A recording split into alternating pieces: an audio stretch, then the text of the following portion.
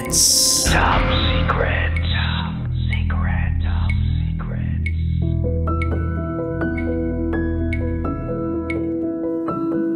Hi Kabisyo, it's me DJ Rakitera and welcome to the program Top Secrets. Kung saan pwede kang makapagbahagi ng iyong pinakatatagong sikreto. Ang programang hindi ka huhusgahan pagkus ikaw ay pakikinggan. Ang programa sa radyo na nagpo-promote ng we listen and we don't judge culture. At meron na nga po tayong top secret sharer o caller sa kabilang linya. I-welcome na natin siya. Good evening. Good evening po. Anong pwede namin itawag sa'yo? Pwede niyo tawagin sa pangalang Rem. Rem, ilang taon ka na? 21 years old po. 21 years old. Sang lupalop naman galing si Rem? From Pasig po. From Pasig. Alright, Rem, di na ako magpapaligoy pa. Rem, 21, from Pasig. Ano ang top secret mo? May kalandian ako sa office at 1 year ko nang tinatago. Ito sa girlfriend ko. May kalandian ka sa office at 1 taon mo na itong itinatago sa girlfriend mo. Tama ba ako ng pagkakaintindi? Yes po, DJ Rocky. Eto bang girlfriend mo, gano'n na kayo katagal? 5 years na po kami. 5 years na kayo. At etong kalandian mo, gano'n na katagal to? Actually, kakalipat lang niya sa team namin. Pero kung kalandian po is 1 year na po kaming naglalandian. Pwede mo bang ikwento sa amin paano nagsimula yung pakikipaglandian mo dito sa ka-work mo na to at anong nag-udyok sa'yo? Kung bakit ka nag-decide na makipaglandian sa workmate mo? Anong meron sa inyo at wala dun sa girlfriend mo? Actually, DJ Rocky, meron na pa kasi akong past girlfriends na engaged na kami sa tinatawag na sex. And then, doon sa 3 girlfriend na yun, engaged na nga kami. And then, pagdating nga dito sa bago ko ngayon is, first time niya kasi, first boyfriend niya ako. And then, ayaw niya talaga na yun nga, ayaw niya magpagalaw sa akin. And then, yun nga, dumating yung time na itong si girl na sa office, kakalipat niya sa team namin. And then, ayun, nagkaroon kami ng fling. And then, naibigay naman niya yung kailangan ko, which is yung, ayun nga, yung sex na hinahanap ko sa girlfriend ko na hindi ko maibigay. Pero it doesn't mean naman po, DJ Rocky, na hindi ko mahal yung girlfriend ko. Actually, sobrang mahal ko siya. Ginagawa ko naman sa kanya lahat ng gusto niya, lahat ng love na kaya ko ibigay sa kanya. Binibigay ko naman sa kanya. Pero kasi pagdating sa akin, hindi niya maibigay yung isang bagay na nakasanayan ko or nagawa ko na. Mm-hmm. So para sa akin, nakakapanibago na hindi niya maibigay sa akin yun. Mm-hmm. And sure ka dun sa edad mo, 21 ka pa lang ha? Hello Rem, 21 ka pa lang, sure ka dyan? Rem, 21 o 31? Rem. Hello, DJ Rocky. Ilan taon? 31, 21? 21, DJ Rocky. 21 talaga. So meaning, at 16 years old, magjowa na kayo nitong girlfriend mo. Tama ba? Yes po. So, at 16, bago pa yung pagsi-16 mo, meron ka ng nagsi-16. I mean, meron ka ng nakaanuhan. Yes po. Okay, so nung nag-16 years old ka, tapos iba na yung girlfriend mo, parang bago sa iyo yun. Kasi etong bagong girl na to, nung 16 ka, hindi nagsi-16. I mean, ayaw makipag-16, ganon. Yes po. First love niya po ako. Okay. So, malinaw ba yun na usapan nung naging kayo? Na wala muna tayong kasi pine-preserve ko yung sarili ko, ganon. Actually, hindi naman niya sinabi na pine-preserve. Ayaw niya lang talaga. I don't know kung bakit, pero ayaw niya talaga. Tuwing hinihingi ko sa kanya yon, talagang nagagalit siya to the point na nananakit na siya. Like that po. So, paano mo hinihingi sa kanya? In a good way naman po, like kami lang dalawa sa bahay nila na kung pwede ba matagal naman tayo, pwede ko bang mahingi magawa natin yung mga bagay na yun na hinihingi ko sa iyo. Actually, actually parang hindi naman direct to the point na hinihingi talaga. Mayroon namang mga bago yun is parang nilalambing ko muna siya. Kaso ayaw niya talaga, DJ Rocky. Nananadyak siya eh. Nananadyak. Pero nagkikiss na kayo? Yes po. Nagahag kayo? Yes po. Nagmomol kayo? Nagpupunta sa mall? Yes po. Talaga? Hanggang saan? Hanggang dun lang. Hanggang dun lang. Hanggang sa neck? Hanggang saan? Hanggang bewang. Hanggang bewang. So, pwede humawak ng dalawang bundok. Actually, pwede. Pero, ayun nga, hindi nagtatagal. Mga ilang segundo lang. Mabilisan lang. Wala nga 1 minute, DJ Rocky. Wala na, yun lang. Nagagalit na siya. So, hindi siya natutuwa? Hindi siya talaga natutuwa, DJ Rocky. Okay. Sa pagkakataong to ba, meron kayo ng mga trabaho? I mean, siya pala, may trabaho na siya. Ikaw, sabi mo may trabaho ka na eh. Yes po. Meron na siya at ngayon, kakagraduate lang niya. Kagagraduate lang niya. Pero may trabaho na siya na pinapasukan May niya yun. trabaho na. Yes po, may trabaho na po siya. Okay. Nito bang mga nakaraang araw mo siya tinatanong o nagpaparamdam na baka pwede naman natin gawin?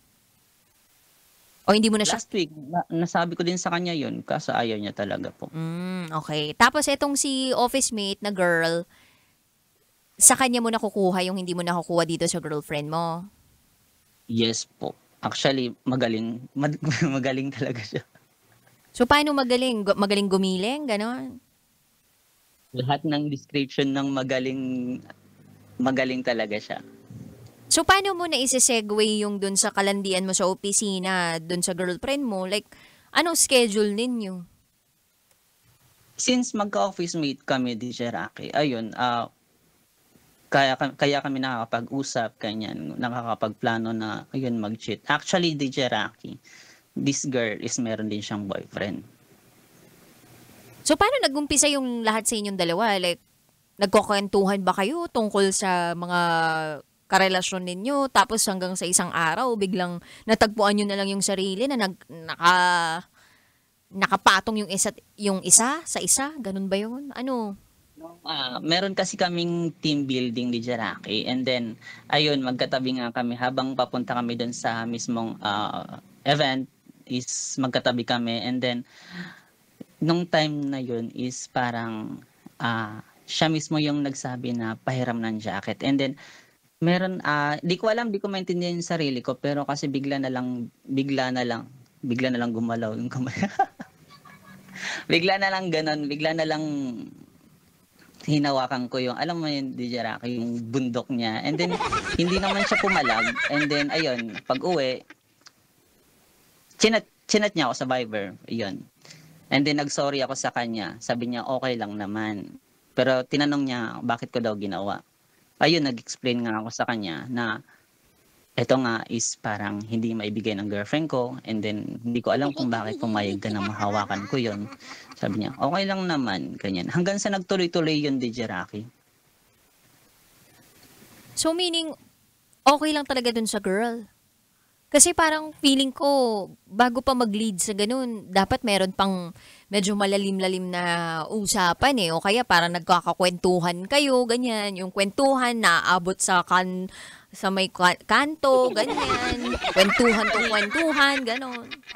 Actually, DJ Rocky, meron din siyang reason kung bakit niya ginagawa niyan sa boyfriend niya. Itong boyfriend niya kasi nag-cheat din sa kanya. And then 5 months yata bago niya nalaman. And gusto niya kasi is parang gumanti din dun sa boyfriend niya. So parang ginamit niya akong way para makaganti dun sa boyfriend niya. Like, if ever na malaman is ganito yung pakiramdam, ganyan, DJ Rocky. So, may goal yung babae, yung office mate mo na babae, na malaman ng boyfriend niya. Nalaman ba? Sorry, DJ Rocky, nag-cut po. So, ang goal nung office mate mo na girl, is malaman ng boyfriend niya na merong siyang ginagawang kalokohan. Pero ang tanong, nalaman ba ng boyfriend niya? Nag-succeed ba siya? Hindi po, DJ Rocky. Actually, nagtuloy-tuloy pa nga po. So nagtuloy-tuloy pa. Kaya hanggang ngayon, tuloy-tuloy pa rin kayo nitong office mate mo na babae. Yes po. Actually, may nangyari nga din sa amin last week. So anong plano mo? Like, gusto mo ba na magtuloy-tuloy yung nangyayari sa inyo nung office mate mo na babae? Tapos habang nandyan yung girlfriend mo, di ka ba natatakot? Anong plano mo? Actually, yun nga, natatakot ako na baka malaman din ng boyfriend niya. Kasi kita ko naman kung yung pagbabago ng boyfriend niya, simula nung nalaman nga niya po na nang cheat yung boyfriend niya.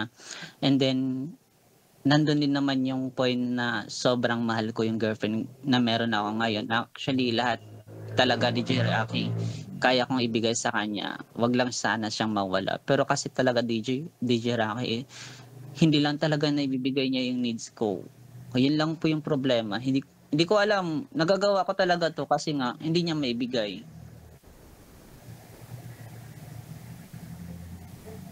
So feeling mo, kapag binigay ng girlfriend mo yung sarili niya sa'yo, hindi mo na lalandiin itong office mate na girl na to?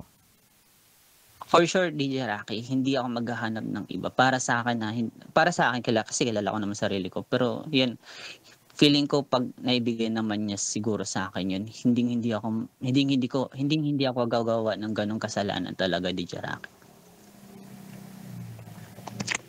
Sure ka dun sa parting yun? Or may siguro eh. Ano pa yung...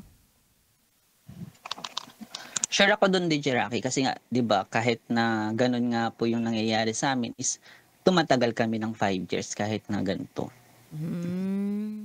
So, palagay mo ba kapag nalaman ng girlfriend mo yan na meron kang sini-16 habang magkarelasyon kayo,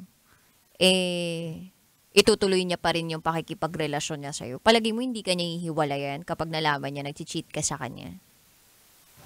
Ihiwalay niya. For sure naman hihiwalay niya ako, DJ Rocky. Kasi wala naman sigurong tao na matatanggap yung pagkakamali na meron ako ngayon, DJ Rocky. Pero handa ka ba sa ganun? Hindi.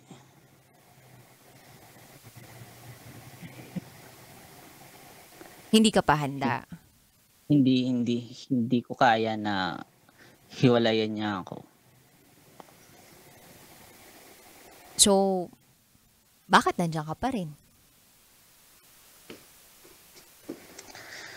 Hindi ko talaga alam, DJ Rocky. Alam mo yung kailangan, gusto ko na maibigay niya yun, pero bakit hindi niya kayang maibigay sa akin yun? Nandun na kami, umaabot na kami sa bewang pero bakit pagdating doon parang grounded, parang ganun. Tinanong mo ba siya kung bakit ayaw niya? Sabi niya masakit daw, ganun. Ewan, di ko alam. Basta nagagalit na lang siya. Tinry mo ba na tipong hindi mo siya tinanong tapos siya yung magkusa? Ganon. Hindi eh. Parang kasi ayaw niya talaga, mabot kami sa ganon, DJ Rocky. Hindi ko alam. Sobrang mahal ko naman yung tao na yun, pero bakit nagkakasala ako kasi nga hindi niya maibigay yun. May tao kasi na handang magbigay sa akin nun, pero hindi ko talaga siya love. Yun lang yung kailangan ko. Yun lang yung kailangan ko sa... Pero ano bang definition mo ng pagmamahal? Ang pagmamahal ba para sa'yo ay merong kondisyon na kapag binigay mo sa akin to, buo ko ibibigay yung iyo? Parang ganon. Ganon ba yung definition mo ng pagmamahal?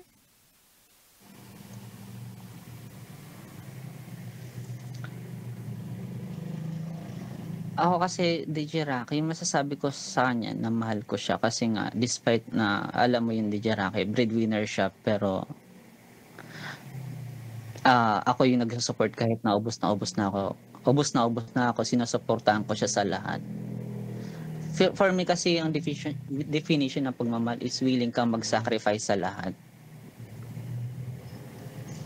Pero sobra naman kasi yung DJ Rocky na parang magsi 6 years na kami this year.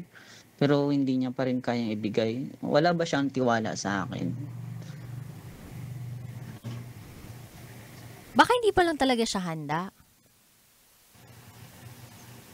Minsan wala naman yan sa tiwala eh. Nasa panahon talaga eh.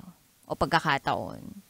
Kasi syempre, eto other perspective lang to Alam ko na baka, hindi ko alam kung naisip mo to. Pero bibigyan lang kita ng konting perspective about the person who is on the other side. Baka nandun siya sa pagkakataon na anything that she makes, 'di ba, right now, o a decision that she'll make right now, might affect her future. So kayo ba, kung sakaling ginawa niyo yan, at 21 years old, bata pa kayo, pag ginawa niyo ba yan, handa ba kayo sa magiging consequences ng actions ninyo? Na kung sakaling may mabuo dyan, paninindigan niyo ba yung bata? Kaya niyo bang magpakamagulang at 21 years old? Palagay ninyo makapagbibigay kayo ng magandang edukasyon? Kahit na sabihin mong gumagamit ka ng production o gumamit ng pills, yung girlfriend mo, hindi pa rin naman guaranteed yun. So, kumbaga, other perspective lang to Don't get me wrong. Kumbaga, hindi mo rin ba naisip na baka it is also saving you to a much bigger responsibility na alam nyong hindi pa kayo handa?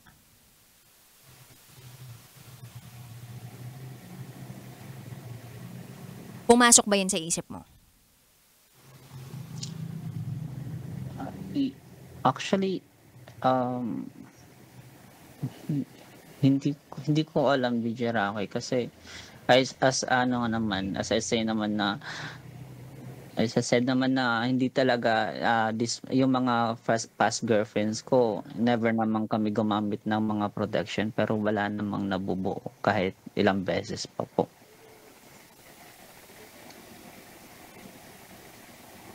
Ang galing mo naman kung ganun. Ay. So, kung nakikinig ngayon yung girlfriend mo sa radyo, o kung mapakinggan niya man to one day, anong mensahe mo sa kanya?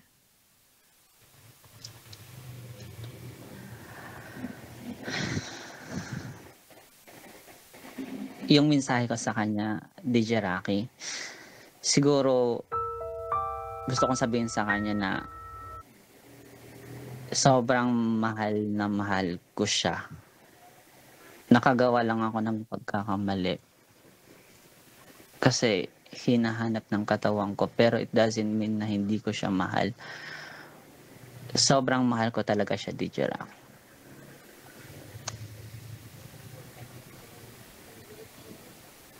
Kaya mo bang pakasalan agad yung girlfriend mo ngayon? Sorry? Kaya mo bang pakasalan agad yung girlfriend mo ngayon kung sobrang mahal mo siya? Yes. Yes, DJ Rocky, kayang-kaya ko siya. Pero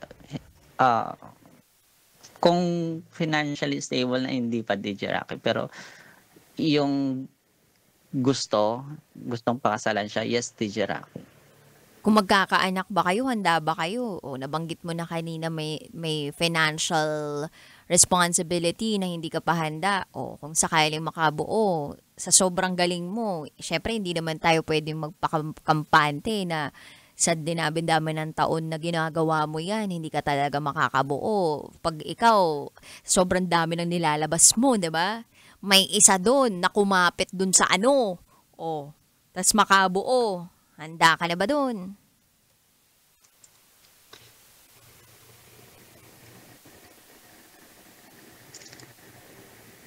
Ready ka na? Siguro naman, DJ Rocky, kasi nasa tamang edad naman siguro ako ngayon. At tsaka stable naman yung job na meron ako. Mhm. Siguro yes, DJ Rocky. Kayang-kaya naman. Kaso kasi DJ Rocky, nagdadalawang isip na ako sa kanya ngayon eh. Oh, bakit? Kanina sabi mo mahal na mahal mo. Sobrang mahal na mahal ko nga siya, DJ Rocky. Pero kasi lagi namin pinag-aawayan yan. Like, naki-question ko na lang lagi. Hindi niya ba ako mahal? Wala ba siyang tiwala? Yung bakit Ganito na lang ba talaga yung routine namin? Usap, yun lang, kwentuhan, gagala. And then, ang lagi niyang sinasabi sa akin, DJ Rocky, is, yun lang ba yung basihan mo ng pagmamahal? Yung sex na yon? Ang sabi ko naman sa kanya, hindi naman. Pero kasi, para sa akin, pumasok ka sa relasyon. Part yun kung paano natin ma-build ng strong yung relasyon natin. Kasi, naboboard na ako sa palaging ganito eh. Yung ganitong routine natin palagi. E di magsuntukan kayo minsan. Ayun lang, DJ Rocky, sobrang nahirapan lang ako mag-decide ngayon. Hmm. Kung ano yun ko naman yung lumalandi sa akin, alam ko talaga na hindi kami mag-work kasi nga hindi ko naman talaga siya mahal. Mhm. Well, decision mo yan. 21 years old ka pa lang. Maraming mangyayari sa buhay mo. And I hope na kung ano man yung mga desisyong gagawin mo sa buhay mo, handa kang panindigan kung ano yung magiging consequences. At harapin yung mga consequences doon sa mga desisyon mo in life. Alright? Thank you, DJ Rocky. Thank you so much for sharing your top secret, Ram 21 from Pasig. Goodbye and God bless. Bye. Thank you.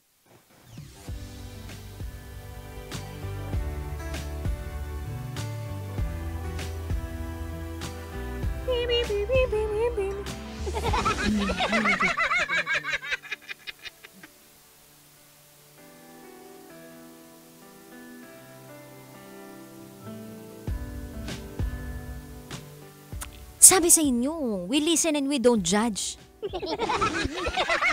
Ito yung programang hindi ka huhusgahan, bagkus ikaw ay pakikinggan. Yun yun. Pero during the program, after, pwede na tayo mag-judge. Charot to darot. Ay, biro lang. Nabanggit ko na to nung nakaraang adlib ko eh. 'Di ba? Sabi ko nga sa inyo, may isang pare nagbigay ng homily sa amin during a Love Radio anniversary. At hindi ko makakalimutan yung sinasabi niya o yung sinabi niya. Sabi niya ron, pag nagmamahal ka daw, dapat magmahal ka. Period. Dapat yung I love you mo, I love you, period. Hindi yung I love you because I love you only if or I love you even if. Pag nagmamahal ka, wala ka daw dapat rason, wala ka raw dapat kondisyon, at wala kang ano yung isa? Even if, only if, kondisyon, even if, anong tawag dun sa even if?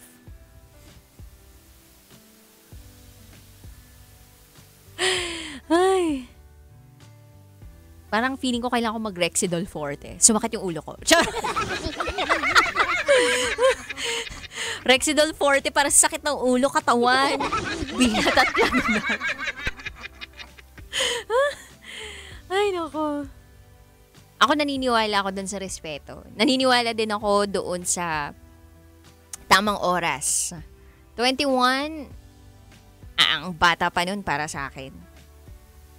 Well, kung ibibigay ng tao yung sarili niya sa'yo, then, desisyon niya yun. Pero hindi mo dapat pilitin yung isang tao na ibigay yung sarili niya sa'yo, lalo na kung hindi pa siya handa. Tsaka, be mindful dun sa mga guilt trippers. Guilt trippers na tatanungin ka, hindi mo ba ako mahal kaya hindi mo maibigay? Wala ka bang tiwala sa akin? Kailangan mong patunayan na mahal mo ko sa pamamagitan ng ganito. And again, babalik tayo dun sa sinasabi nung pare. na ang pag-ibig, wala dapat kondisyon yan. Na kapag nagawa mo to, ibig sabihin mahal mo ko. Yun ang tunay na pag-ibig. Love, I love you. Period. Walang rason, walang kondisyon. At walang sumbat. Yun yung hinahanap kong word kanina. Walang sumbat. So, I hope mahanap natin yung ganong klaseng pagmamahal. Yung pagmamahal na kusang ibinibigay at hindi hinihingi. Yung pagmamahal na kaya maghintay sa tamang panahon, sa tamang pagkakataon, at sa tamang tao. And sabi nga, true love comes to those who wait. Also, the best things come to those who wait. Minsan okay din yung delayed gratification. Lalo na pag sa ganyang bagay, lalo na kung mga bata pa kayo, tapos sinesave nyo yung mga ganyang klaseng gawain kapag kayo ay kakasal na o kapag kayo ay mas okay na pagdating sa financial aspect. Bakit? Kasi iniiwas nyo yung sarili nyo sa maagang responsibilidad. And there are so many cases about early pregnancies or teenage pregnancies dahil ginawa nila yung isang bagay na hindi nila masyadong pinag-isipan. Na puro saya lang, sarap yung tiningnan. Na kasi mahal kita, mahal mo ko, then do it. Let's do it. Pero hindi nakita yung handa ba ako dun sa responsibilidad. Handa ba ako na maging ama? Handa ka ba na maging ina? Handa ba tayong magbigay ng magandang kinabukasan sa batang ito? O pipilitin mo lang na maging handa kasi nandyan eh. Yung hindi ka pa buo pero kailangan mo nang bumuo ng isang pamilya. Yung ikaw as an individual, hindi ka pa buo pero you need to be whole so that you can build your own family. Anong nangyayari? Yeah, there is a blessing, but merong ninanakaw sa'yo. Yung adventure na dapat tatahakin mo, yung journey of adventures na dapat tatahakin mo dun sa early 20s mo. Habang nagtatrabaho ka, habang nagbibuild ka ng sarili mo. We have to think about the long term. Hindi lang yung short term. Kasi may iba dyan ang gagawin, di ba? Sabihin, hindi, magaling ako. Yung pala, jujontisin ka kasi ayaw na makawala sa'yo. Yung ganun. Nakakatakot yung ganun Although dapat naman magtiwala sa jojowain, pero hanggat di mo pa asawa yan, wala kang sense of security. Tingnan nyo ako, nag-asawa, boom, secured. Charot to charot. Anyway, Kabisha, we wanna share secrets, share to me. Pero bukas na po yan, ha? Alas 9 ng gabi hanggang hating gabi magsasama tayo. Kapiling ang Baso Princess ng Love Radio, DJ Rakitera. At kayo nakatutok sa 90.7 Love Radio. Kailangan pa bang i-memorize yan? Basic. This is Top Secrets.